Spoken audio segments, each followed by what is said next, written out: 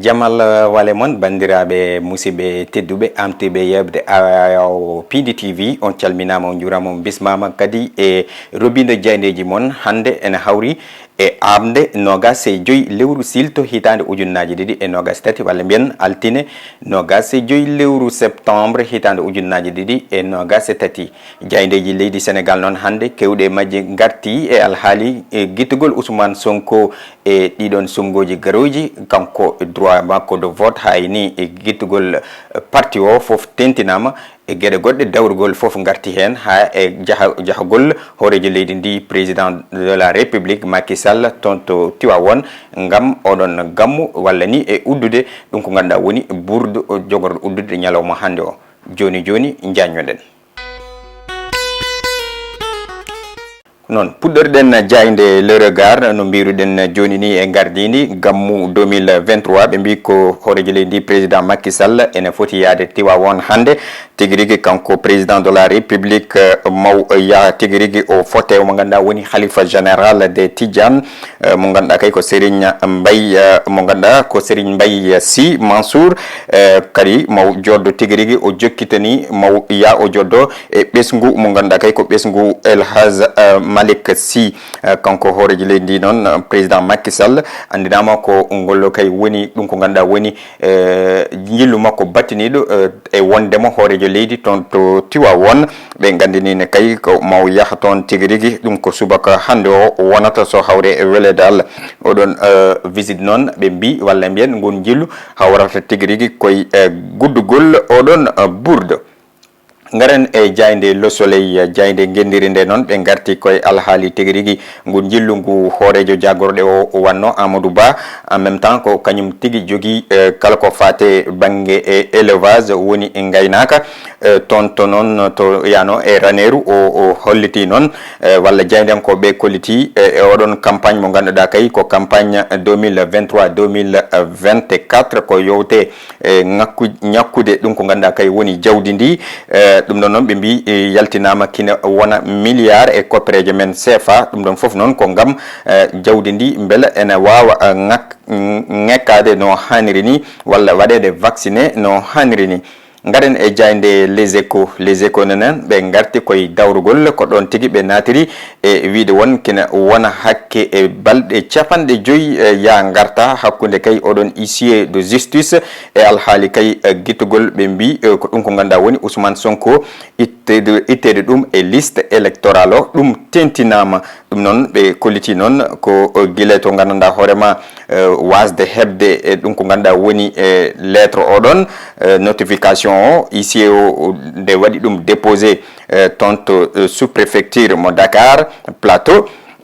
ha ni goɗɗum ko ganduɗa kadi ko fate kala alhaali oɗon IC gila ene wona ɓe kolliti noon ko gila ɗiɗi lewru août mo ganduɗa kay o tottira ɗum ko ganduɗa woni Ousmane Sonko heeɓi oɗon acte walla mbiyen waɗa acte tentina Ousmane Sonko wasde ɗum jeeyede e ɗiɗon sumgoji garoji 2024 garen e jayde le quotidien noon e jayde nde Madiambal Diagne ɓe garti tigui rigui koye kaɗon haala ɓe e titre mabɓe hande noon ɓe mbi ko Ousmane Sonko o ittama e ɗiɗon sumgoji garoji ɓe mbi Ousmane Sonko sonkorisé kanko tigui e Ousmane Sonko no ɓe bindiri e nder gardidi jayde mabɓe ɓe mbi wonde ko oɗon notification waɗanoma déposé ko guila nogas lewru septembre toon to mairie mo Plateau jokken e jayde nde groupe Futurs Médias l'observateur kamɓe noon ɓe garti koto banggue e lande APR ɓe mbi noon e o saaha peele e goɗɗe nene e less jeehe gam kay rendinde e artirde dendagal ɓen ɓe ganduɗa kay ko tikkunoɓe ɓe walla ni e yidde kay rendinde e APR foof beele ene wona gotum ɗum noon noon hollitama kene wona hakke e terɗe joyyi ɗe ganduɗa kay potti ko fate ɓen ɓe ganduɗa kay ko yiɗnoɓe woppude Benno Bokk Yakaar walla ɓe ganduɗa kay ko mbi ene goppa Benno Bokk Yakaar beele nde gartata e galle mumen ɓe kolliti noon e ɗe balɗe garoje ma yimɓe ji regroupement ji mawɗi ɗi ganduɗa kay taw koye alhaali oɗon beldital e nder coalition Benno Bokk Yakaar ngaren e jayde Wolf Quotidien ha joni koye dawrugol de ɓe gari koye alhaali candidature uji kewɗi noon ɗi ganduɗa kay ko taw koye nder opposition ɓe mbi ɗum ɗon sa rentaki tan wonata ko ganduɗa kay woni e funteji e nder koye mabɓe walla ni ko tufade e nder koye mabɓe jogoro wonde ko ɗum ɗon noon ko hunde nde ganduɗa ɓe poti rentade ɗin candidat ji kewɗi e nder lundiɓe ɓe. ngaren e jayde source a noon arti koye alhaali ha joni e ɗiɗon parrainage uji ɗi ganduɗa kay ko jogorɗe yuɓinede ɓe gandini noon ɓe mbi kina ɗum ɗon foof noon ko yidde tan ɓen député ji ɗiɗi ɓe ganduɗa ko ene kebli gam tigui rigui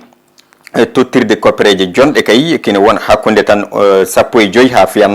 ha wiyanma ko ɗo woni e 20 million e koppereje men CFA ɗum ɗon ko neɗɗo foof noon ɓe kebli hokkude e oɗon parrainage ɗum foof noon ko gam tigui rigui hebde oɗon parrainage e nder hen noon hollitama député ji ɗiɗi kay en kebli hono ko way noon wadde hono ko way noon ɓe kolliti noon e titre mabɓe mbi ɗum ɗon kam nandata tan koye toon to daral seras ni arde ene yeyto baali ene ɗum ɗon noon ko hunde nde ganduɗa koɗon hen ɓe nandini ɓe mbi noon ko ɓen noon kuulet tan ko yidde walla ene jogui kulhuli e wawde rendinde kina hayso famɗi wona 0,6% mbiyaɗo ɗum sa wonata tan ko capanɗe nayyi ujunere pawɗe temedde nayyi e capanɗe joyyi e jeenayyi électeur so tawi noon heewi woni 1% ɗum wonata tan ko no capanɗe joyyi e jeenayyi pawɗe capanɗe joyyi e jeenayyi ujunere pawɗe e temedde ɗiɗi e capanɗe jeetati e temedde jeeɗiɗi e capanɗe jeetati électeur ɓe mbi ɗiɗon candidat ji ɗiɗi de ene kebli ene paari tigui rigui tottude ɗeɗen koppareji hakkude million ngaji e 15 ha wiyanma million ngaji 20 e ɓen ɓe ganduɗa kay ko kala e goto e mabɓe ɗiɗon député ji 13 wiya andinama noon ɓen koye nder opposition jeeya te kadi ko mantiniɓe e nder toon to assemblée nationale ɗum ɗon woni ko jayde nde arti e o saaha.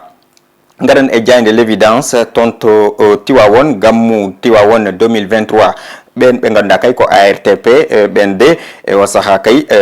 kala ko mbaɗanno so tawi ko goo mbaɗanno kay ɓeydi juuɗe munen e alhaali kay yuɓɓinde oɗon gammu ɓe kolliti noon e gardugol DG o hono Abdou Karim Sall joddima e mo ganduɗa woni Serigne Babacar Sy Dabakh ɗum ɗon noon hollitama moyen ngaji baɗɗi fayida e wallitgol kala ko fate oɗon nokku mo ganduɗa kay ko nokku diine o yaltinama no hanniri ni taw kay ko ARTP waɗi ɗum ɗon assuré noon woni ko jaydenkoɓe ɓe l'évidence piniri e o subaka. ngaren e jayde libération ko révélation tan walla scandale kamɓe noon ɓe garti koye alhaali won losko ganduɗa kay koto division des investigations criminelles ko fate alhaali gestion des fonds force covid-19 mo ganduɗa haala mum gasani ha joni ɓe mbi oɗon mafia noon ene jokkide toon to ministère des sports jagorɗo kalfinaɗo ko fate coftal ɓalli kay ɓe mbi on ɓe ganduɗa biteɗo Gris Bordeaux e wondude kay Sayer Seck ɓen de e tentini wonde signature munen koko waɗa falsifié walla koko waɗa falsifié gam wadde ɗiɗon décharge uji ɗi godani ɗum ɗonne kadi hollitama oɗon DG wonko haali ko heewi e yesso ɓeɗon policier ɓe ko fate alhaali ɗiɗon décharge uji hollitama noon kene wona temedde ɗiɗi e joyyi million e koppereje men CFA DG o holliti wonde tottiri ɗum ɓen ɓe ganduɗa ko fédération sénégalaise de football kono noon ene addi luuro e kewɗe e nder alhaali oɗon ha andinama noon kanko hoorejo fédération o noon ha guilen nden ha joni ɓen ɓe ganduɗa ko waɗoɓe enquête ɓe donki yo keɓmo. ngaren e gaydiren e jayde stade coftal balli e ɗum ɗon noon ɓe garti koye alhaali omo ganduɗa woni gardien équipe mo gendi o hono Mendy ɓe gandini noon koye namdal ni ɓe mbaɗi ɓe mbi beele hankkadine haqqillaji ɗi potani tigui rigui namdade gueɗe kewɗe ko fate omo ganduɗa woni Edouard Mendy ɗum ɗon ko namdal ɓe mbaɗi saabu ɓe garti ɓe mbi kine wona biwuji 13 o waɗi encaissé e nder macceji ɗi ganduɗa kay ko jeeɗiɗi ko oɗon mo ganduɗa ko mori e wondude e Séni ɓenne noon e o saaha ene darino hanire ni hollitama noon ɓe mbi ko alerte rouge